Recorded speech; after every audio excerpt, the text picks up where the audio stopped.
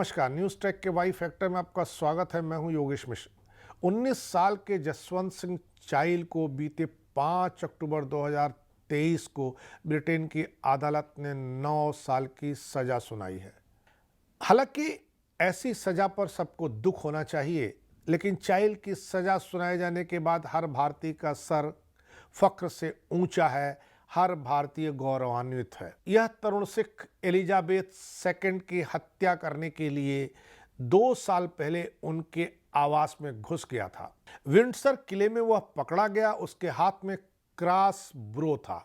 इस cross bro यानी आड़े धनुष से निकला तीर महारानी की जान ले सकता था। जसवंत सिंह चाइल की नाराजगी यह थी कि जलियांवाला बाग कांड के बाद महारानी इस पर खेद जताने या माफी मांगने को तैयार ही नहीं है। युवा उधम सिंह ने तो 21 वर्ष प्रतीक्षा की थी।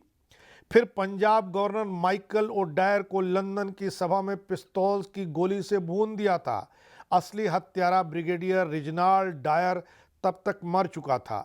उसी ने सिपाहियों को जलियांवाला बाग में गोलीबारी का आदेश दिया था। इस कत्लेआम के समय शहीद आजम उधम सिंह भी वहीं मौजूद थे। कत्लेआम के बाद उन्होंने वहां की मिट्टी उठा के कसम खाई थी कि वो इसका बदला जरूर लेंगे। यह बहादुर उधम सिंह 26 सितंबर 1899 को पंजाब के गांव सुनाम यानी संगरूर में जन्मे। सर्वधर्म समभाव के पुरोधा थे। यही कारण है कि 10 धर्म वाले इनके साथ जुड़े हैं। लोग इनको मोहम्मद सिंह आज़ाद के नाम से भी जानते हैं। इस नाम का उनका जिक्र लंदन में उनकी केस फाइलों से मिलता है। यानी जैन सिंह की मदद से 23 जुलाई 1974 को शहीद भगत सिंह का ताबूत भारत लाया जा सका और 31 जुलाई 1974 को उसे उनके गांव सुनाम में भेज दिया गया। वहां भारतीय रीत से उनकी अस्थियों को 7 कलशों में डालकर सुनाम के खेल स्टेडियम, अमृतसर के जलियांवाला बाग तथा फतेहगढ़ साहिब के रोजा शरीफ सहित 4 अन्य स्थानों में रखवाया गया था। ब्रिटेन में रह रहा युवा जसवंत सिंह हमेशा गुस्से में रहता था। उसके गुस्से की वजह यह थी कि एलिजाबेथ ने जलियांवाला बाग कांड पर माफी क्यों नहीं मांगी। यह अमानवीय हरकत युवा जसवंत सिंह को सालों से साल रही थी। हालांकि वो एलिजाबेथ को मारने में सफल नहीं हुआ।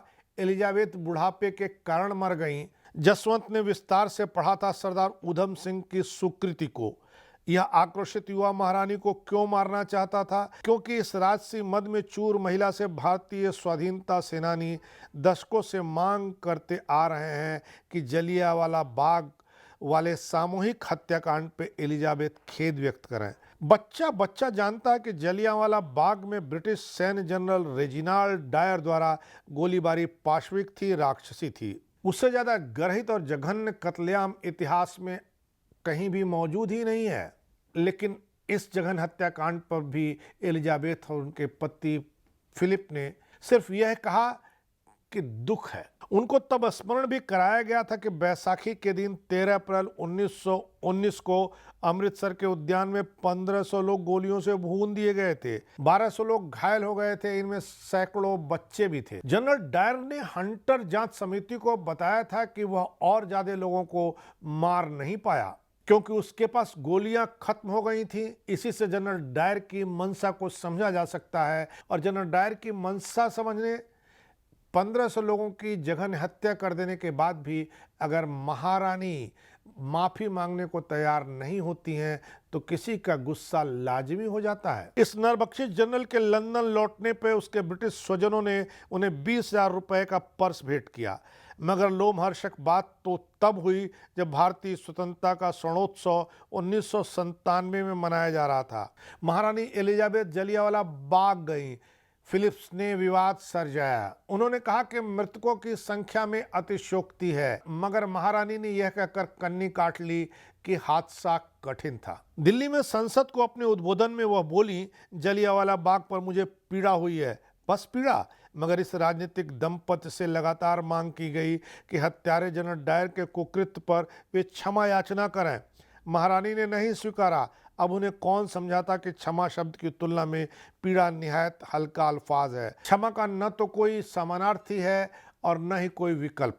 रानी तो 3 बार भारत आ चुकी थी। उनके पति 1959 में जवाहरलाल नेहरू के मेहमान बनकर भी भारत आए थे, मगर इतने क्रूर और दानवी वाक़ये पर भी उनके पति और महारानी का दिल द्रवित नहीं हुआ। ऐसे में कह सकते हैं और भारत के लोगों को मानना चाहिए कि वे करुणामय बिल्कुल ही नहीं थी। जलियांवाला बाग की घटना अंग्रेजों द्वारा एक बर्बर प्रतिशोध था। उन दिनों अमृतसर में एक ब्रिटिश स्कूल की प्राध्यापिका कुमारी मार्सोला शेरवुड साइकिल पर अपने मिशनरी स्कूली छात्राओं को सुरक्षित बचाने हेतु घूम रही थीं। तभी रोलेट एक्ट के विरोधी प्रदर्शनकारियों ने कूचा कुरिछान की गली में उसे मारा। कुछ भारतीयों ने इस गोरी युवती को बचा करके छावनी में पहुंचा दिया। वहां पर जनरल डायर कमांडर था। उसी समय उसने मास्टरनी के साथ जो व्यवहार हुआ उस पर बदला लेने का संकल्प ले लिया था। जनरल डायर ने उस स्थल को स्मरणीय बनाया जहां भारतीयों ने कुमारी मार्सेला को घायल किया था। 19 अप्रैल से 25 अप्रैल 1919 के बीच उस सड़क से जो भी भारतीय गुजरता था उसे पेट के बल 200 गज रेंग कर जाना पड़ता था। इसी घटना के बाद जलियांवाला बाग में बैसाखी उत्सव हुआ। इसी बैसाखी उत्सव में जनरल डायर ने गोलियां चलाईं और अनगिनत निहत्थों को मौत के घाट उतार दिया। कवि प्रदीप ने इस शहीद उद्यान का बहुत सटीक चित्र अपने एक गाने में किया है। जलियांवाला बाग यही है जहां चली थी गोलियां, मरने वाले बोल रहे थे इनकलाब की बोलियां। एक तरफ बंदूकें दंदन, एक तरफ थी टोलियां, मरने वाले बोल रहे थे इनकलाब की बोलियां। माँ बहनों ने भी लगा दी बाजी अपनी जान की, इस मिट्टी से तिलक करो ये मट्टी है बलिदान की। जलियांवाला बाग कांड में जो कुछ हुआ उससे किसी भी भारतीय का गुस्से में होना लाजमी हो सकता है, सही हो सकता है। ऊधम सिंह ने अगर इस कांड के एवज में माइकल और डायर को गोलियों से भून दिया तो कुछ भी गलत नहीं था। जसवंत सिंह चाइल ने अगर महारानी की हत्या की कोशिश की तो आप उसे गलत कैसे ठहरा सकते हैं, तब जबकि इतने जघन्य कांड पे कोई महारानी माफ़ी मांगना, खेद व्यक्त करना जायज न समझती हो। ऐसे जितने भी जघन्य कृत्य हुए हैं उन सब का बदला लेना जायज़ था, जायज है, जायज रहेगा, क्योंकि कहा गया है क्षमा सोपती उस भुजंग को जिसके पास गरल हो, उसको क्या जो विषहीन दंतहीन और फिर सरल हो। इस बार इतना ही। अगली बार फिर मिलेंगे किसी नए सवाल पर नए ढंग से बात करने के लिए। तब तक के लिए नमस्कार।